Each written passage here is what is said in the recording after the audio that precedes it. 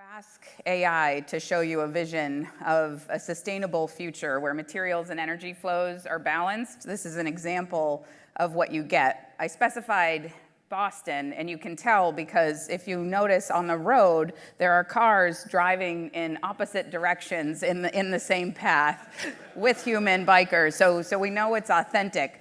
But what jumps out to you about this image is the greenery covering every building, absorbing carbon dioxide from the atmosphere. We never see this, even though it's kind of consistent with every image we've ever seen about the future of sustainable cities and sustainable human life. What's notably absent are solar panels. Solar panels, which are typically vast arrays that I used to dream about as a high school student, wishing to come to MIT and finding those solar panels on the side of the highways in my drive. Many of you probably passed those on your way here today. That vision has become reality, but I'm going to tell you in a few minutes that it's actually breaking some of our sustainability systems goals. We want our solar panels to be embedded in the material infrastructure. And if you take nothing else home from this image, it's that we're actually very far from changing the way that we manage our energy and materials flows. There is a huge materials burden associated with the transition to a more sustainable economy, and that brings major challenges that we're poised to advance. If we're going to meet the 2040 sustainable energy goals, we need to extract 4 times the amount of material we have ever extracted on planet Earth. This is exclusive of our steel and concrete needs. This is just copper and manganese, cobalt, and base metals that we're trying to use largely for our energy infrastructure, our grid distribution, and our batteries. Now, the unfortunate reality is that in order to get those metals out of the ground, we need to build mines on this scale.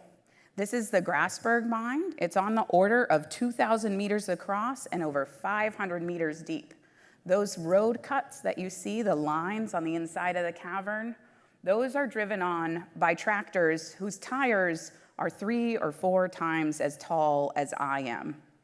Now, any of you who's ever tried to power something with a battery knows that there's no battery on planet Earth that gets you to the bottom of this mine and back out with a load of ore on it.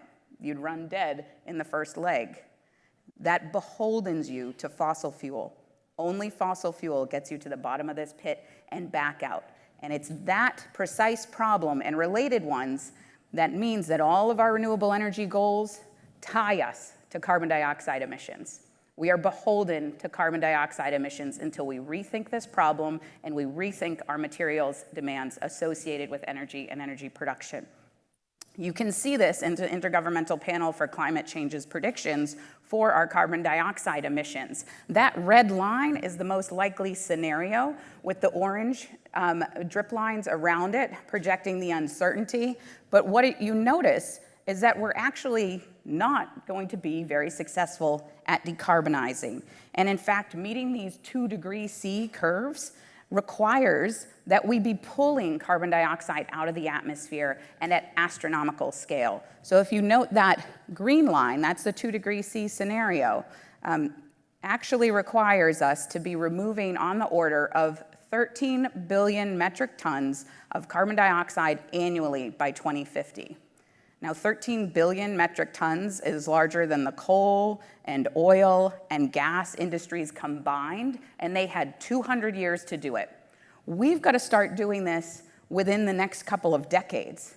It's an astronomically different approach to doing things, in addition to decarbonizing our energy sources. And fortunately for you, there are some great innovators today who are going to tell us a few of the strategies that we can get to do this. First, you're going to hear about dematerializing our energy production. It's a really exciting innovation out of Vlad Bulovich's lab, so you'll finally get to hear him talk to you about his science and engineering innovations. Then we're going to hear from Antoine Allanore about how to more sustainably use the materials that we have already extracted. Let's not dig those pits, or let's dig them in fundamentally different ways so that we can be more efficient about our materials processing.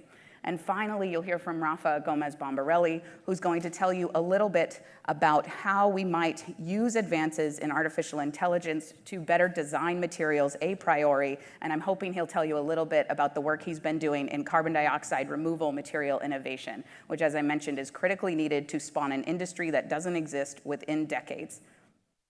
Now, how many of you have been able to see this beautiful piece of land behind the MIT.nano building? Okay, a few of you, but not enough. Later today, when you're walking around campus, go behind the MIT.nano building and you'll find this beautiful piece of land that used to be the MIT junkyard. You'd go there if you wanted to find bits of an engine, which we all do. We go different places for that now. This is named kindly by Vlad as the Improbability Walk. It's named in honor of Millie Dresselhaus, the queen of carbon nanoscience. And there are two reasons for that name. One is that Millie used to mentor her students on walks. She was known as a great and supportive mentor, and she would take them on walks during these discussions. So this walk is specifically for that practice and for that reflection. Second, improbability, because Millie used to say that her journey to being an MIT professor was as improbable a journey as any other. She was the daughter of Polish immigrants who grew up in the Bronx and made her way to be institute professor at MIT, one of the first winners of the National Medal of Science, and many others. We were fortunate to learn from her. Now, the reason that I bring this up here is that challenge that I just described to you is improbable, but it's not impossible. And I'm excited today to welcome Vlad Bulovich, Antoine Allanore, and Rafa Gomez-Bombarelli to the stage to hear the next few talks, which we'll discuss after. Thank you. Thanks a lot. All right. It's indeed a big challenge to figure out how to decarbonize the planet. In so many ways, one way to provide you energy is to drill a hole, pull the oil out of the well, and burn it. And if you do that, you can use every molecule that you extract and from it gain about 2, 3, 4 electron volts of energy per molecule once as you turn it into carbon dioxide and consequently start causing issues for the planet.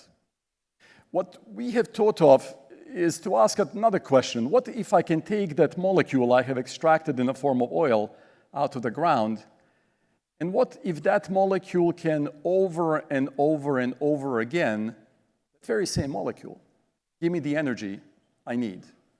How would that work?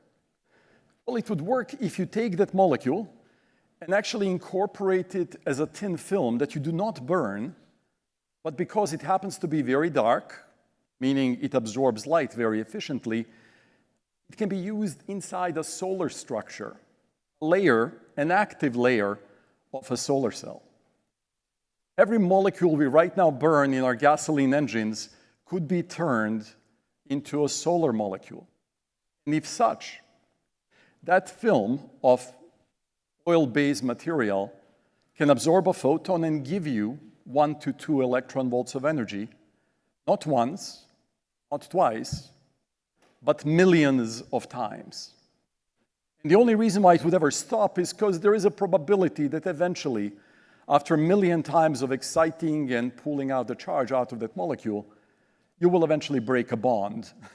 And that bond consequently will cause that particular molecule not to be quite as effective as it used to be in making the sunlight turned into electricity.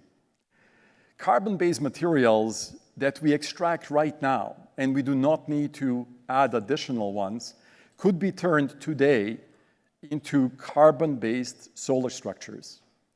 And indeed, if you look at those solar structures, there is an opportunity to ask, well, what should those solar structures sit on? Well, how about carbon? How about carbon-based fabrics that, again, can be extruded, made out of that very same oil, the same petrochemicals that you right now spend once. Pull them out, burn them, you're done with them right now today.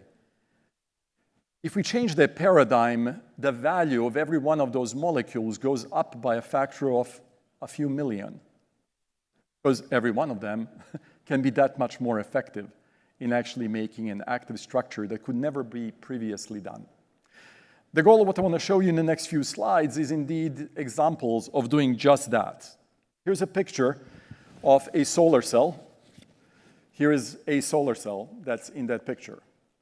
It's a piece of fabric that happens to have electrodes on it, active layers on it, and if you apply 2 electrodes here and here and connect it to something while shining light on it, you will indeed generate electricity. It changes the paradigm of what a solar cell could be, and as a result, reshapes the way we think of how to deploy such solar cells. It turns out that the cost of a solar electricity is not in the cost of the solar panel. That's the cheapest part of the system. What costs you 2/3 of the money, sometimes more, is installing that particular system on your roof, wiring it, ensuring it's electrically safe, because all of it is done in the field by a person who needs to climb on a roof and wire or electrically connect without burning down the house the set of panels. If all of that can be done in a factory where you start with a fabric, you add to it some solar material, and make it as big as you want, you do not need to wire it anymore. All you need to do is climb on the roof, staple it to the roof, and through that, generate a deployable solar cell that simply plugs into your home. It could change the paradigm quite significantly. The other part of it is, we have enough installers to actually install all the solar cells that we want today. If I gave you all the solar cells the world needs to power itself today, how long would it take us to actually install them and deploy them? The answer is a very, very long time. Simply, the amount of electricians and those who need to pour concrete and put aluminum framing on your roof, that's a huge amount of extra work that we simply don't have the labor for. If instead I can make you the laborer, because you went to Home Depot, got yourself a carpet, unrolled it on your roof, stapled it and plugged it on the side of the house, dramatically increases the number of labor force we have to deploy and provide the solar deployment in the way we want it. But the key to it is no wiring needed on your roof. The key to it is unrolling a very light format solar structure. And indeed, that is the vision that we aimed for. The silicon solar cell as we know it has looked like it looks today since 1970s, essentially since it was invented. The ones that were installed on the roof of Jimmy Carter's White House looked pretty much the same as the ones that you can buy today and install on your own roof. That is not progress. That is simply making technology better and better by efficiency, but the efficiency will not give us the cost reductions that we need. It will give us a little bit. We are at about 20% efficient cells. We might be able to one day get 25, 30% efficient cells commercially available, 1.5 time improvement. Or we can reduce the weight 100 times and consequently avoid the wiring, avoid installation costs dramatically, and through that reduce the cost of what would it take to truly make an active structure that could be deployable. Starting back in 2011, we worked with Professor Karen Gleason in chemical engineering to use her chemically deposited, covalently bonded polymers, conductive ones, on top of pieces of paper to serve as a substrate, on top of which to have evaporated carbon-based molecules similar to the ones that are in your cell phones and are used for your organic LED displays. Oh, and by the way, OLEDs have been now around for 20 years. They've been commercially utilized for over a decade. They are stable. They can be used for 1,000,000 hours, it turns out, half-life. Carbon-based solar materials can be similarly stable, even more stable, and should be able to be used for even longer time. It's easier to make a solar cell than a display, and yet we make displays readily. Why do I say it's easier to make a solar cell? Well, because displays everyone looks at, and you want every one of your pixels to work. For a solar cell, if I have a pixel or two section that doesn't quite work, no one notices. The yields are a lot more tolerant to actual large area deployment. And hence, imagining ways of deploying them through high throughput manufacturing, unrolling them like this, or at MIT.nano, here's a coating of a thin film of material. These are not carbon-based, the ones I'm showing you print here, although this can be carbon-based as well. These are so-called perovskites also an extremely inexpensive, readily available material. These are options, right, in thinking how do we redefine what solar technology looks like. And we have asked questions on what would be the ultimate reduction in weight one can imagine. We made a few years back, a solar cell that is so light that it can sit on top of a soap bubble, 6 watts per gram of solar cell. That's a remarkable amount of energy production with one little caveat, which is it's only 2 microns thick as a device, and hence if you pick it up and you don't handle it very nicely, you'll break it. So we've realized, well, maybe that technology, though, can be added onto a piece of fabric. After all, my shirt doesn't rip very easily. And if I add to it a solar cell, that solar cell would be protected by the fabric underneath, and yet fabric is light and breathable. And so we came up with this, a method by which we can peel off a 3-micron substrate off of a piece of plastic. Why do we start with a piece of plastic? I need something to grow my extremely thin solar cell that will sit on these 3 microns on top of. And so you can imagine chemically vapor depositing the 3-micron substrate, adding to it the active layers, the bottom electrodes, the top electrodes, and then transferring that onto a piece of fabric, gluing it with another 4 microns of glue to make an active structure that when you shine light on, you will be able to get a dramatic amount of power out of it as needed. After all, at the end, you will make a structure that weighs about 1 gram and is about 50 microns in thickness, about the thickness of a human hair, all for the sake of deployment being extremely rapid and utilization of materials being extremely reduced, but keeping the part that matters, the part that will absorb light and give you the electricity you need. Thank you.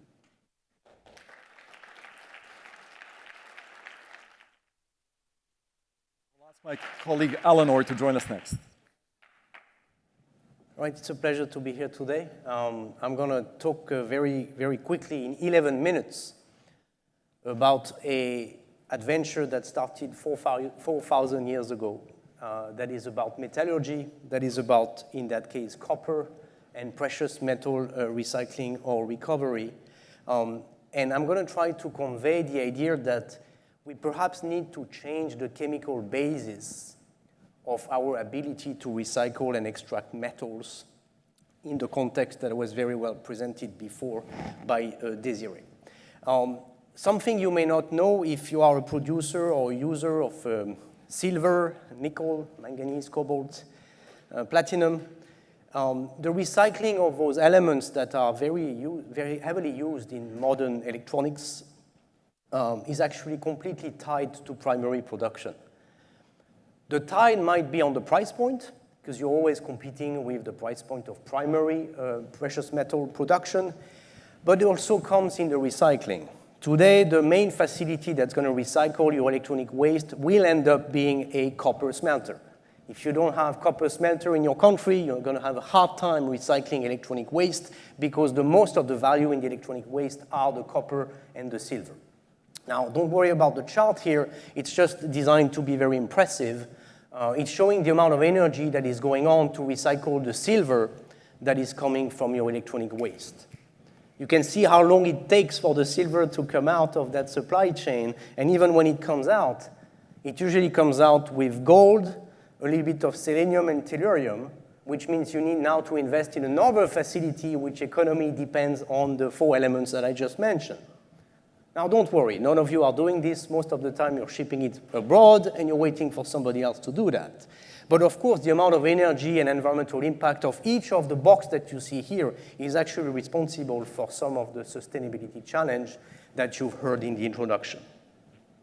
Now, in my group, and many people around here at MIT, including with the climate project, are trying to think about using electricity with the assumptions that electricity can be made without greenhouse gases emission and with a mitigated environmental impact. Now, if this is the case, right, if electricity is clean enough, and of course its price is good enough, then most likely all of the materials challenges that we're talking about will be handled by electrochemistry and electrolysis. Now, here is an example of a large-scale, 60 million tons per year electrolysis manufacturing process, which makes aluminum. Yes, the aluminum you're using today is made 100% by electrolysis, and yet it costs, I think, $2 per kilogram. So we know that using electricity at large scale for materials extraction and separation is cost effective, and it's supporting the economy and society we live in. Now, there are a few technical details on that slide. Is the fact that you don't want to separate the two compartments of your electrolysis reactor. You may have done water electrolysis. If you have not done so, it's pretty straightforward to do in your own kitchen if you want. But if you do water electrolysis, you know you have an anodic product. You see the oxygen gas coming out, and then you see the famous hydrogen, the expensive hydrogen coming on the other electrode. And these two things have to happen. But if you have a separator in the middle, you have to pay for the energy cost of going through the separator, and immediately this is not cost effective for most of the commodity metal production. Now, there are other factors that are chemistry related. There are factors related to manufacturing. This needs to be a continuous process. You need to constantly purchase electrical power and dissipate that electrical power as current in order to make the metal or recycle and get your metal back. Now, there is a wisdom in electrochemistry and electrolysis at scale which says you should not do any pretreatment to your feedstock.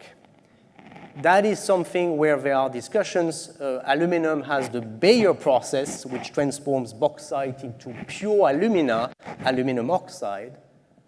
This alumina is 99.99% aluminum oxide, right? So that's a lot of pretreatment that allows this technology to work. How to do that is what I want to share with you today for other metals.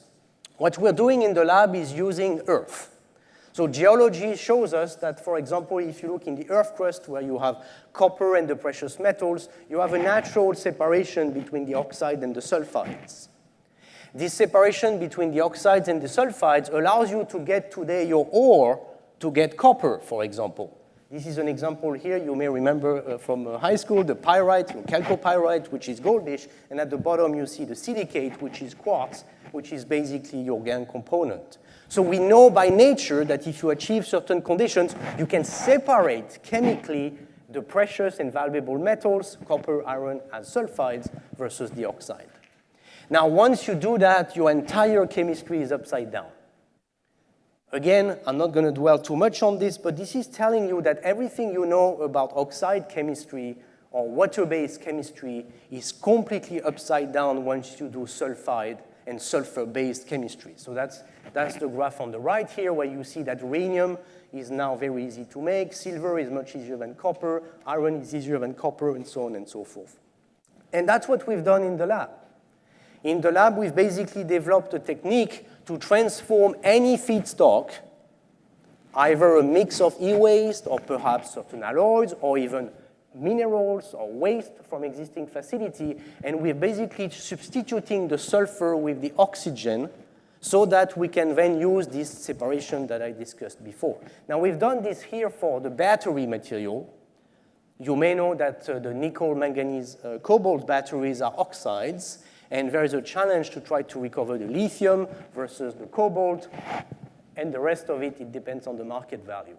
And here we've shown that we can use sulfur to selectively target the nickel and the cobalt and leave behind the manganese and the lithium as salts that you can dissolve, and we do that using sulfur and the processes that is shown here. Now, how do you now recover the yellow part, which is the sulfide, versus the pink part? You can use, for example, physical separation. Now, suddenly, we go back to the very small scale, perhaps even a nanoscale interaction, to figure out in what condition can you liberate the sulfides with the valuable metals versus the non-valuable oxides or sulfate. Once you've done that, you have to go toward the metal. You have to do electrolysis. We have developed a unique technology, molten sulfide electrolysis, where no oxygen is involved in the system. What you get at the anode, the positive electrode, is the sulfur. Yes, the same sulfur from the previous slide, which we paid for, is now recovered by electrolysis, while in the meantime, at the cathode, that's the bottom electrode that you see here, we are making the liquid copper, but we've also done it for other elements like rhenium and all of the precious metals above copper. This is an illustration of the recovery of the elemental sulfur, so it kind of become a material circularity problem. We are initially consuming sulfur to get rid of the oxygen, but at some point we can regenerate some of the sulfur by electrolysis, and you can recognize your famous yellow material that is this elemental sulfur. Now, we heard about scaling up, how to do that at bigger scale. We've been fortunate to do that with support of the federal government. Here is a 5 kilogram per day capacity reactor where we can do any transformation of a mix into sulfides. So example of utilization include the rare earth. You may have heard about the magnet. Big problem, how we're going to get the rare earth. We can separate them and sulfidize them on the right reactor. And then on the left reactor, we have the electrolysis cell, where we make metals from sulfide at a scale of about 2 kilogram per day capacity. Now, here is a picture of the outcome of the electrolysis at 300 gram per hour scale. You can see the liquid copper at the bottom. On the top, you have the sulfide electrolyte. And we have shown that this concept can be applied for the selective recovery of anything that is less stable than copper. Again, this is important in the context of silver or gold recovery, but also molybdenum, rhenium, and perhaps the rare earth, because now we can selectively design the process such that we recover first the most precious and valuable metals, and then we go after the copper, and then perhaps we go after the iron. Now, we are trying at MIT, in order to really demonstrate the viability of this, we are trying to build a 1,000 kilogram scale capability.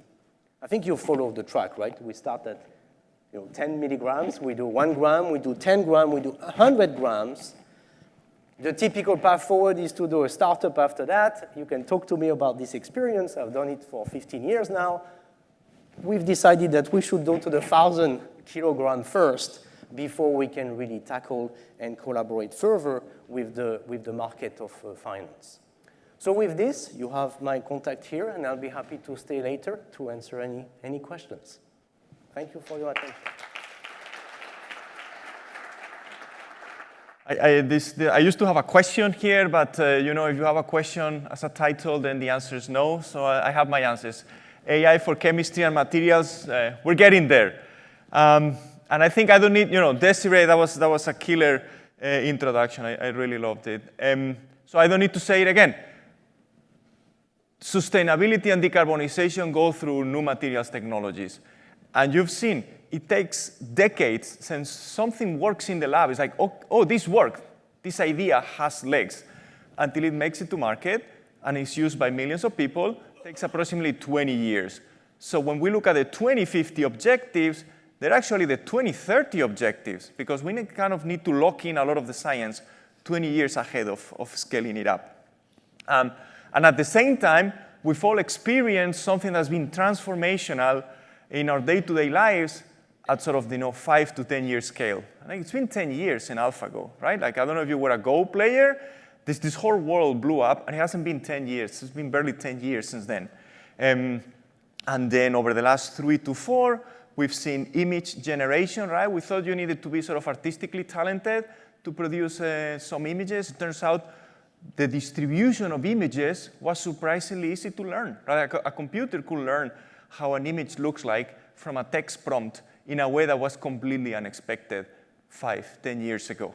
And then there's been this big, big win in the sciences with AlphaFold. I mean, we've seen it, right? 2 Nobel Prizes in the sciences went to AI, one sort of to the AI technology in general, and one to AI for protein structure prediction, right? And then, if you're a scientist, I am never writing a cover letter again. I'm going to just ask ChatGPT. I've got my, this is a high temperature superconductor, an impossible thing maybe. I've got my cover letter prepared to send to a journal if we ever discover this thing. So what does this mean for materials, right? Like, you've heard it. We need materials. How do we get these tools and point them to these sort of societal, systemic challenges that are ahead of us. And this could look like batteries, this could look like electrolyzers, this could look like renewable plastics, this could look like decarbonization technologies. What's different, what's the same? We're never going to have the same amounts of data. Right? There's no way. The models, the foundational models that we have access to today have been trained on all of the internet, all of the text and all of the images that were ever taken, even if they were copyrighted. Right? We've already run out of data for those models. In the sciences, we don't have access to that scale of data. And it's typically siloed. Dow's data is not going to be accessible to me if I work at DuPont anymore, right? So all this subtlety about data is very pervasive. And I would postulate that we kind of know the rules of the game. And in the case of Professor Allanore, you just saw thermodynamics. That's written in stone, right? Like compared to that, the rest of physics is stamp collecting, in the words of Rutherford. So how do we exploit that, right? Such that when we do AI on chemistry and materials, we get to exploit this sort of fundamental understanding of the rules. And there's one more layer. It's like, okay, somehow we need to couple our ability to evaluate hypotheses, right? Like AI, you ask ChatGPT, when I drop an apple, do you think it will go down or up? And it can give you a sense of what it thinks it will happen. In the sciences, that's half of the job, right? Coming up with a hypothesis is half of the job. That happens virtually. And then you need to test the hypothesis, and that needs to happen in the real world, right? Experiments need to be done, data needs to be collected to inform your understanding of the world. The way we traditionally do experiments is not the most helpful way for the AI paradigm to thrive. And this is what we saw, the big win, AlphaFold, protein structure prediction, that was predicated on a carefully curated data set of 100,000 protein structures or 200,000 protein structures that had taken decades and sort of tens of millions of dollars to collect. So when the data is there, AI can definitely shine. But typically, we need sort of these more data-intensive pipelines that produce hundreds of experiments and explore millions of parameters search spaces. And again, how do we match that with the kind of conversation that Professor Allanore was saying? 100 grams, a ton, 1,000 tons. How do we interplay that with the creativity and scale of AI? So I would say things that are ready to go, that are happening today. If you have structured property data, machine learning model has changed how we go from the structure of a material or the structure of a protein. You're going to hear about nanomedicines. This has completely changed over the last 5 to 10 years, and one of the reasons is like AI works in that space. Structured property relationships are functions that machine learning can totally learn. So given enough data, what is enough data? It's probably more than 1,000 data points. Right? If I have more than 1,000 pairs of this X goes to this Y, a machine learning model can do it for molecules, for crystals, or for proteins, as we've seen. AI can predict how to make stuff. Right? That's kind of very important too, because it's not enough to say, well, this material could have very good properties based on the model I just trained. Now I need to know how to make it. And making is, an interplay of thermodynamics and physics-driven driving forces and recipes and cooking in a way that's very data-driven. So AI can go read the papers, process the literature, and learn how to predict the synthesis of something from precursors that are commercially available through a series of steps. This can be molecules or materials. There is enough evidence out there that you can have an AI process the literature and, like a student, learn how to propose new syntheses for a material based on the synthesis of similar materials that have made before. And lately, with the outcome of large language models, we've seen this orchestration of pieces, this coming and going, has become a lot more smooth, right? So we can have an AI that has a piece, has an agent that reads papers, have an agent that runs a physics-based calculation to get some thermodynamic parameters that may be very important, and has another agent that goes and produces a synthesis plan, and maybe has an agent that interfaces an instrument and takes a measurement. So we've seen these orchestration papers and these orchestrations examples come up as things that AI can do for us. And something that is very dear to me and relates to the sort of astronaut on a horse riding on the moon is that AI can propose new designs, right? That's called inverse design. That's called generative AI. This has been demonstrated for molecules. This has been demonstrated for proteins. I don't know if you've heard, but there is a protein design company that's raised $1 billion A series, meaning that some people are willing to put their money where their mouth is in protein design, and it's worked for atomic crystals. Like how do we arrange atoms to make a material that does something? What has not happened quite yet? Well, AI doesn't do anything in the physical world. Someone needs to do something at a milligram, at a gram, at a kilogram, at a ton scale. This hasn't happened yet, right? The connection of AI with this very meaningful technological transition hasn't occurred, right? AI cannot convince human beings to change what they're doing. AI cannot physically act upon the world yet. So if we want that to happen, there's a next layer of value creation, very much along the lines that Professor Allanore mentioned in their own work. And then AI doesn't have any context. We typically train from A input to produce B output. All this context of our competitors are already doing that. This is, somebody else has this patent. We cannot trust the supply chain for selenium in our own processes. All those things would need to be put into the model explicitly, right? AI cannot decide what's important. AI doesn't have a context for how the world works in general. So, because about a minute left, I would say we've done the beauty of AI tools and computation is that very agnostic. So these are things that can be deployed systematically across materials, classes, and applications. So this is CO2 capture. So can we do better than current technologies? This gray band is how strongly current molecules bind to CO2. This is good enough for flue gas because there is so much CO2 that being okay at binding is enough. You capture most of it because it's very concentrated.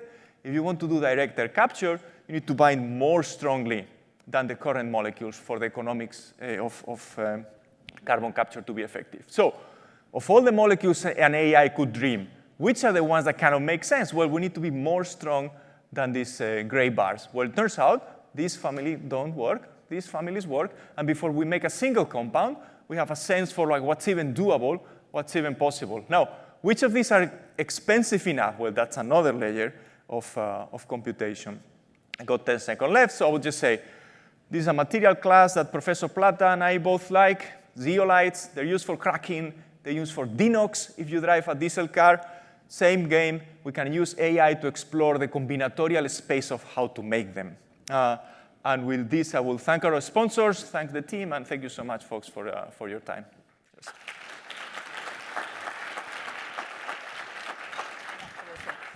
Right up to the stage. Antoine and Vlad, please join us on stage for a conversation. We have about 15 minutes, I believe, before the end of the session. I like to say that there are many high privileges of being an MIT professor, being able to train some of the best students in the world, being able to get other MIT professors to talk to me, and of course interacting with people like you who are advancing the frontiers of science and technology in your day-to-day lives. We're really excited to engage with you this morning. We welcome your questions in the discussion, and we'll go ahead and jump right in. So I'll be keeping an eye on the audience for any questions from the room. But I also have a few myself, and it's hard to know where to start, actually. You all had such lovely context to share. I think I'm going to start at the top. Vlad, I find it interesting that you rely so heavily on carbon structures. It's unsurprising, right, given the focus of your work. Human life also evolved to use carbon structures in so many differential ways. What is your sense of this term decarbonization, and how do you kind of think differently about this and what we actually need to be doing to refocus our efforts? Well, I'll start by simply saying one thing I really wish I told you at the beginning. On the side screens, there is a QR code. You can scan it and you can type your questions, and then the questions would also appear for for the sessions and sessions to come. Pigeonhole is the method by which we can also Thanks, get Vlad. additional questions. It's literally right in front of me. But I know, I wish I have actually repeated it. My apologies for not doing that. To answer your question, Desirée, it is incredible to me to recognize that we do have the abundance of carbon, and yet the only way we use it is either to eat it, to make ourselves, or to burn it. In the electronics domains, Millie Dresselhaus was one of the pioneers who have instructed us that if carbon takes certain forms, it can actually give you electrical performance, optical performance that we couldn't have expected, or at least we were not spending enough time on. The field of organic electronics, as first pioneered through the practical use of a $40 billion OLED industry, really validated that. There are more active electronic surfaces in a form of carbon-based organic LEDs than of any other material out there. Silicon backplane maybe is the only other one that you can claim is there, but there is more amorphous organic being laid down than crystalline silicons has been laid down area-wise. And that gives us an opportunity to ask, well, for devices that do work on electronic principles, but don't require an extreme speed, is it possible to utilize carbon-based materials to do what they do best, which is absorb light? And then from there on, convert that light into slowish moving electricity, but plenty fast to be able to be utilized for everyday use. I am very excited about carbon. I do think that anything that's in the Earth's crust today, easy to reach, is the material we should touch, and hence address your question on, are we gonna be in this perpetual catch-22 of needing to spend a lot more energy to decarbonize the planet as we want it? Yes, thank you. I failed to point out earlier that Vlad is the founder of 3 companies. Antoine, I think, is on the verge, or I don't know, are we allowed to say? But also worked in industry, for a mining industry before returning to MIT, as did Rafa. So the reason that I point that out is that these are folks who consider real constraints of economic and application space. So feel free to push hard on them as you're formulating your questions, because they can handle it. Many professors live in the distant future. We try to live in the near-term impact, as well as imagining and ideating that future. So to that point, I want to bring up the concept of biomaterials momentarily. So Rafa nicely highlighted the advances that have been made in understanding, predicting, and describing protein folding structures. You know, when I think about my bones, and I think about what this building is made of, and my skin, and what my fabric is made of, again, all formulations of carbon and carbon storage. What is limiting manufacture, as you showed in some of your videos, from being able to access the wide space of biomaterials? And all of you might have something to add to this question. So maybe, Rafa, I'll start with you. Yeah, I mean, I think the design space of biomaterials has been proven sort of completely expressive, right? There is lots of things. The same building blocks can be put together to make sort of functional enzymes and collagen, right? So we can get mechanical properties, we can get electronic properties, we can get catalysis out of biomaterials, right? The most effective electrolyzer is the photosystem 2. It's an enzyme. So I would say the language of biomaterials can express lots of function, including structure. The thing that's missing is that we don't have economic control of atomic arrangements in the way nature does, right? The cost of making proteins, the cost of making these highly engineered nanostructures the way life does is just very high. So as of right now, you can make medicines mostly, right? Because medicines can have sort of higher costs. There's a lot of price that one can put into a medicine. But many other applications are limited not by the potential of biomaterials, but by the cost structures. And I think there is a lot of room over there to sort of industrialize synthetic biology and biomaterials in general. It's more, I think, the potential's there. The execution, I think, will need technology that doesn't exist today. Yeah, thank you. And could you just comment briefly on the role of robots? You mentioned, AI can't actually go and do in the physical world. Do you see robots as being able to tackle this challenge? Yes. So this is a great question, because theoretically, there is no reason why armies of grad students and technicians couldn't embody AI, right? You could imagine, just like, there was a guy moving the chess pieces when the AI suggests chess moves, we could do that for the sciences and have armies of students doing things in the lab. Turns out that's not how humans like to work, right? We expect the AI revolution for AI to do the menial tasks and us keep doing the more abstracted tasks, not the other way around. And then human reproducibility, you know, when you're doing sort of all these repeated, laborious, intensive experiments, reproducibility is an issue. And in these two things, robots are tireless, right? They will operate consistently. They won't lose motivations, for instance. Negative data is very depressing. You do experiments, nothing works. That's very depressing to a human being. It's critical to have negative data to train models.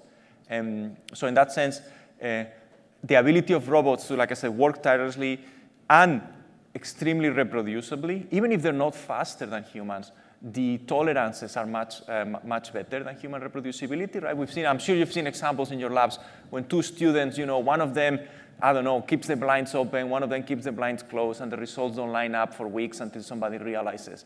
If everything's put into a repeatable process with a robot. So I think that's where a lot of this sort of AI-powered science will most likely be enabled by, or cycled through automation in the lab. Yeah, thank you.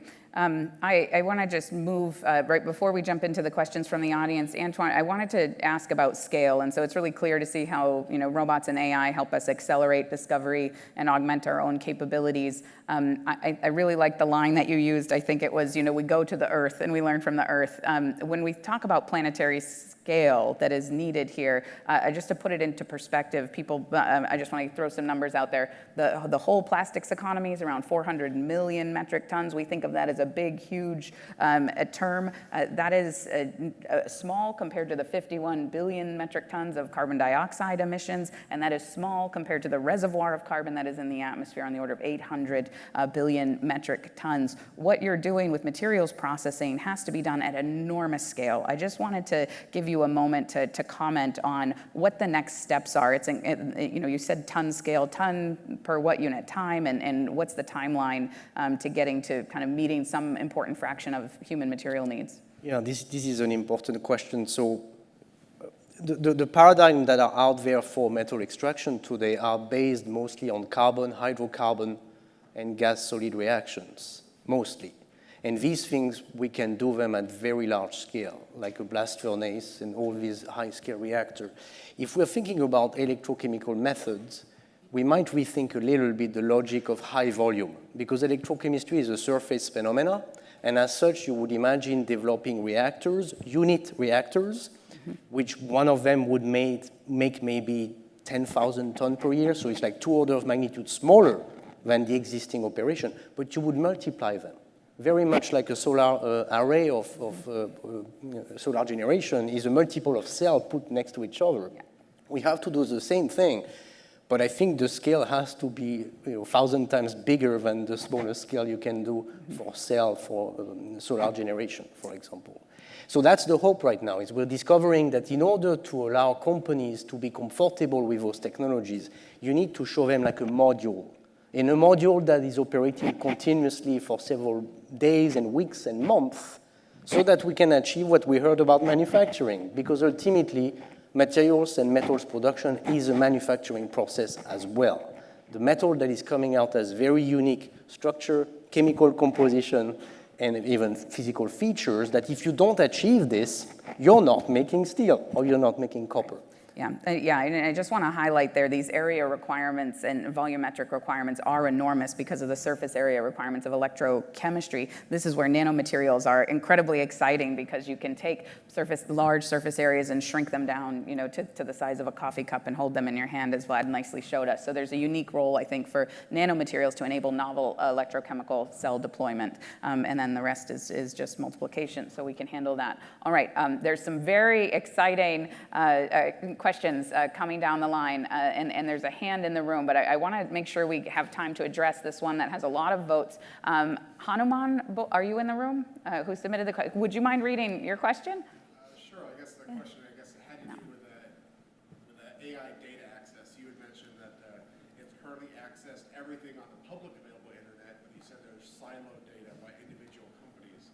But I can see that there's a disincentivized for those companies to just all of a sudden give everybody access to can we expand that access while still maintaining IP?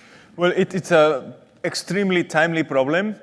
And actually, for instance, we've come back with publishers. Publishers used to be okay with automated access to their papers, to their scientific literature, and they're now holding it close to their chest. So we kind of moved in the wrong direction with publishers because they realize there is a lot of potential value that maybe they don't know how to capture, but somebody else could.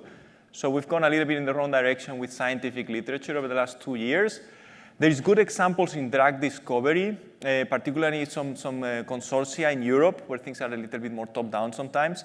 And using tools, what's called homomorphic encryption, which are computational tools. This is an area of research of computational tools that allow you to still train machine learning models, but on an encrypted data that can't be decoded back to the actual molecular structure that you're protecting, right? So everybody could train on sort of these federated data sets, but the models, people don't have visibility into the actual sort of data because it's been encrypted in a way that still allows you to do machine learning, but doesn't allow you to know what the data is. So there are some examples around, federated learning, consortia, potentially pre-competitive research, and homomorphic encryption.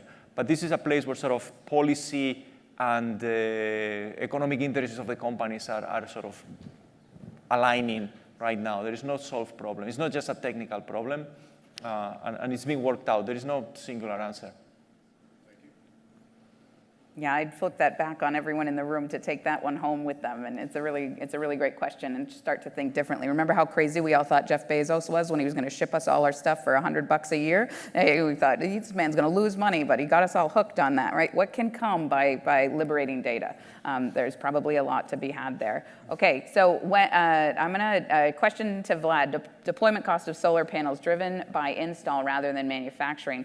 What part of that is physical install versus electrical safety as your solution mitigates the physical cost? It's a great question. I guess I would answer it in parables. Maybe I'm going to give you just a few examples to kind of consider. One of them is the cost of a prefabricated home is half the cost of a home you built on site. You can save a lot of money by asking to build yourself a prefab.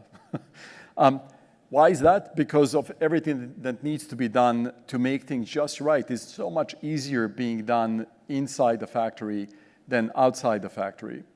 The result of it is that rather than installing your solar cells on your roof and wiring them on your roof, pre-wiring them prior to deployment would be particularly powerful, but the only problem is that today's panels weigh 25 kilos, 50 pounds a piece.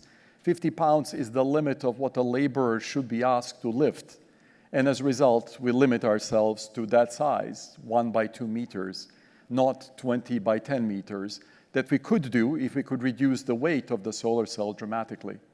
So the opportunity in redesigning the deployment would be dramatic. Second part is, it turns out that everything in the world costs just about the same per kilo.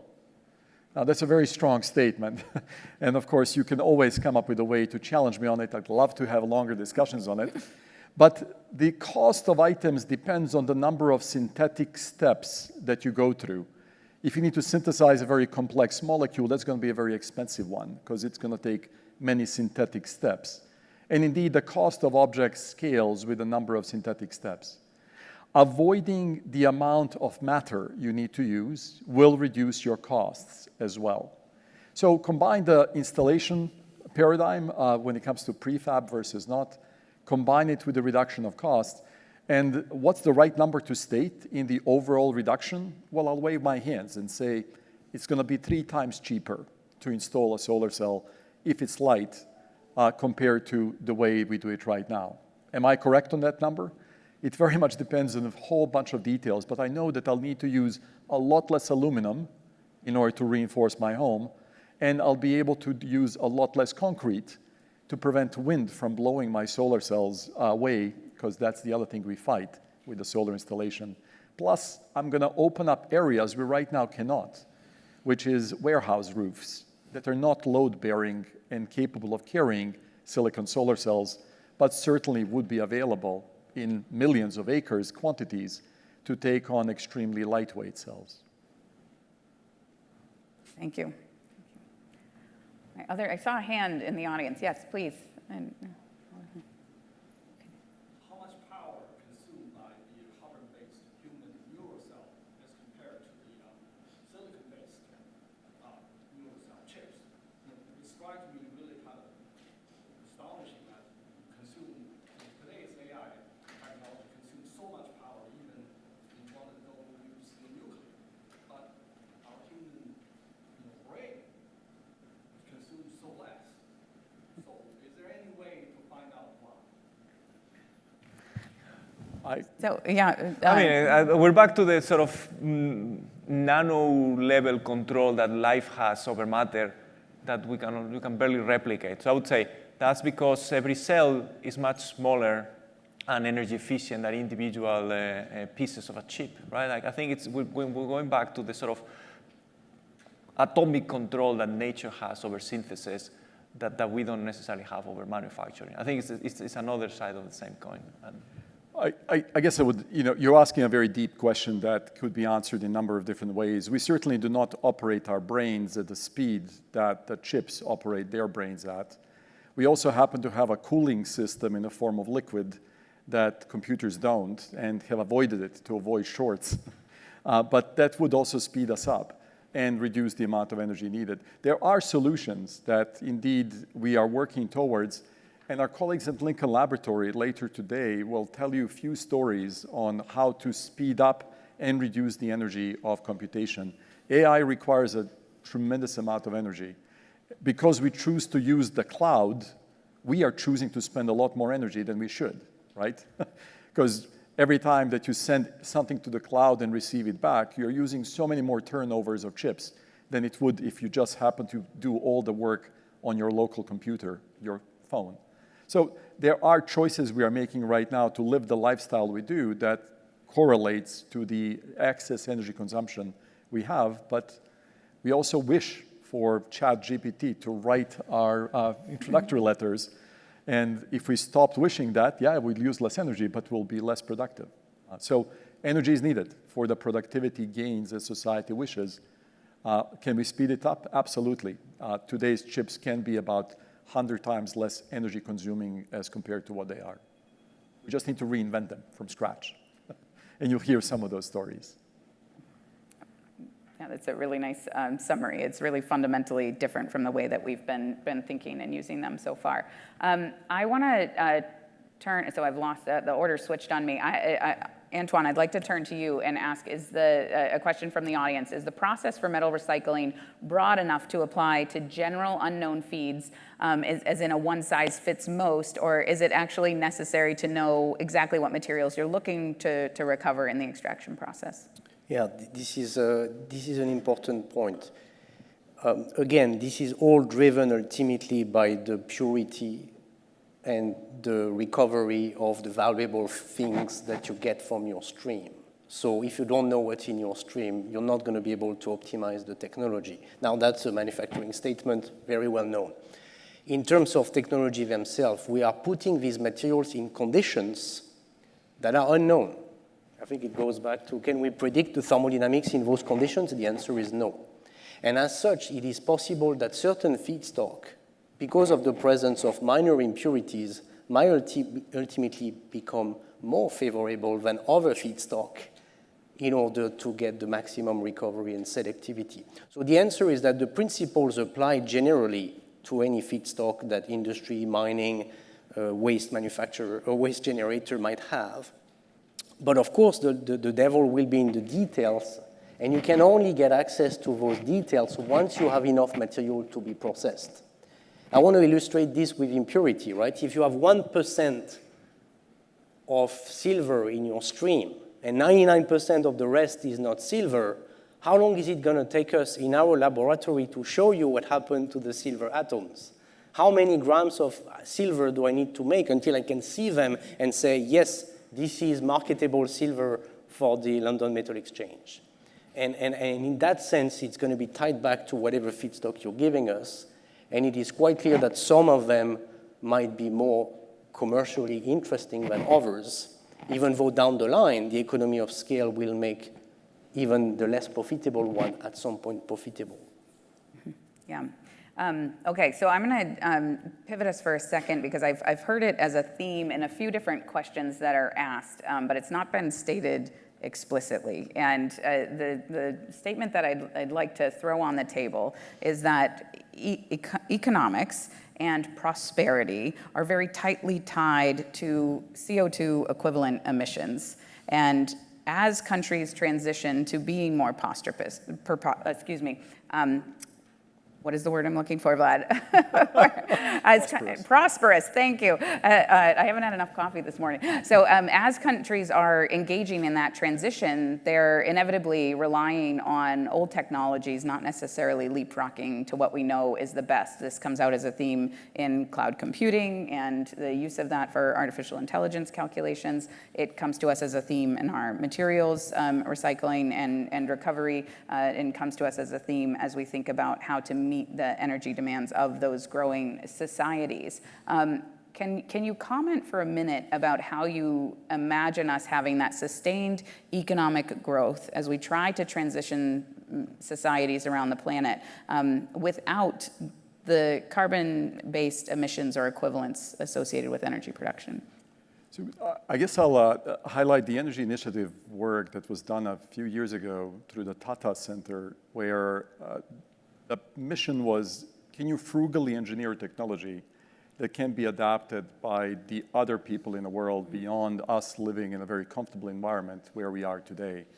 If everyone in the world tried to live at the energy intensity of us in the United States, we would not be able to support 8 billion people. We would be able to support only 1 billion people at the level intensity of consumption of energy as we have right now. And so can we frugally engineer an option for the rest of the world? And the answer is, with that, our work has been driven by coming up with a much more easily deployable solar cell. To me, I think there are a billion of them who have no road leading to their village, really doesn't care what's the efficiency of the solar cell that they're carrying on their back to power their village. I think the only question they have is, how many trips do I need to make to get enough energy to power my village? And there, giving you more watts per kilogram, meaning giving you a solar cell doesn't perform optimally like silicon would, but weighs 100 times less, is a value to them that will allow them to go ahead and deploy it much more readily. The challenge, though, of today is that still they do not have the batteries. They will opt for lead-acid battery in order to store that energy. And hence, although we have some solutions, we need to be able to deploy more. And hence, yes, the well-being of an individual in the country directly relates to the per capita energy use, Human Development Index, the way United Nations will label it. So give me more energy and I'll be more prosperous. Right. But give me more energy, I'll be emitting more CO2 as well. Come up with a lightweight or indeed deployable technology that can easily be adapted because it doesn't cost very much by many. That becomes something that, of course, will win over the others. Yeah, so you highlighted in your response the value proposition to the individual, the service that they're looking for from that energy, not so much kind of agnostic to where it's coming from, and then they use what's available. And I think that's really interesting how we provide that service. I'm wondering if we could hear from Antoine or Rafa on your responses to this notion. Yeah. I'm trying to think, when these things come up, I always try to sort of think, what are examples where this has worked before? Like, are there instances where societies have sort of leapfrogged bad decisions that we learned were bad? And I think, it might be a testament to, other issues like the competition with China. But I would say electric vehicles in China, it's true that the grid has a lot more coal in China than we would maybe aspire to, but electrification of transportation has sort of happened at a pace that it hasn't happened here, right? So I would say that's an example where a society has maybe leapfrogged the internal combustion engines and straight up gone to electrified cars at a faster pace than us sort of early adopters have. And then, maybe Boston's, we have the first subway in the world, right? So we have one of the oldest and worst looking subways in the world. So maybe it's one of those places where early adopters are locked in what are ultimately bad choices, but you're committed now. So I think electrification of the vehicle fleet in China would be an example of leapfrogging a little bit. I don't know if you folks can come up with other examples. Antoine, I wanted to ask you specifically, as you think about materials and energy flows, is there a way for you that you think about using AI to solve these really complex global scale problems? Not necessarily. I don't know about the global problems, but for sure the materials processing industry was the first one to use AI because we make steel at 30 cents per kilogram at 1 billion tons per year. So there's no more places where we have data all the time and we optimize constantly all the processes to make sure we can improve. Now, how is it going to help for completely new technology will be dependent on the sensors and the quality of the technology we deploy. Okay. I'm going to take one, we're technically out of time, but I want to finish with one final thought from each of the speakers. And then I'm going to give you a little bit of homework because you've come to MIT. And it's a requirement. So as you leave today, I want you to go home into your industries and think about one thing that you can do to advance sustainability. The constraints are that it has to be done within the next 3 months. So it's a thing that you can do within the next 3 months. Small, definitive, finite, take it home, and it needs to advance sustainability initiatives in your specific role. So achievable today. Send an email, make a phone call, propose a solution, something that you've been thinking about. I'm going to give you 30 seconds to write it down as I'm turning to my colleagues for their closing thoughts. We're going to count to 30, everybody. We can do it. 1, 2. Okay. I should see you all writing.